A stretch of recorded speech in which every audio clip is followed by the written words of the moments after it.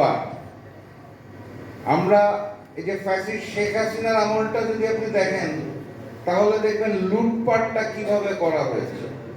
মানে আমাদেরকে বারবার বলা হতো উন্নয়নের গল্প, আমরা পদ্মা সেতু করে দিব, মেট্রো রেল করে দিব, বিশাল বিশাল প্রজেক্ট নিয়ে আসবো, উন্নয়ন।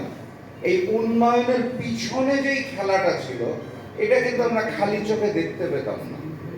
এখন আমরা ধীরে ধীরে বিভিন্ন রিপোর্টের মাধ্যমে উপলব্ধি করতে পারছি। আমি সাধারণ জনগণের কথা বলছি যে একটা পদ্মা সেতু বানানোর পিছনে মূল উদ্দেশ্য ছিল যে ওখান থেকে অর্থ লুটপাট করে আমি বাইরে পাচার করব।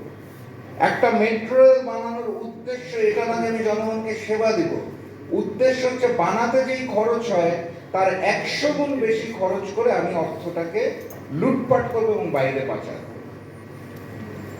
এই আমলটার আগে যদি, তারও আগে যদি আপনি চলে যান তাহলে আপনারা দেখতে পাবেন যে আমরা দুর্নীতিতে চ্যাম্পিয়ন।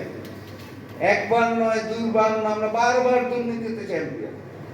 তো যেই দেশের সরকারের দীর্ঘ সময় ধরে টার্গেট থাকে হচ্ছে আমি লুটপাট করব, তার আগের সরকারের যখন টার্গেট থাকে যে আমি দুর্নীতিতে চ্যাম্পিয়ন হব, তো সেই জায়গাটাতে আমার অর্থনীতি ভঙ্গুর কেন হবে না, এটাই তো প্রশ্ন হওয়া উচিত। আমার অর্থনীতি তো ধসে যাওয়ার কথা। মহান রাব্বুল আলামিনের রহমত যে আমাদের ছোট্ট দেশ হলেও আমাদের একটা বড় শক্তি হচ্ছে আমাদের জনশক্তি, আমাদের জনগণ, যারা বহির্বিশ্ব থেকে রেমিটেন্স পাঠিয়ে দেশটার অর্থনীতিকে এখনো বাঁচিয়ে রেখেছে।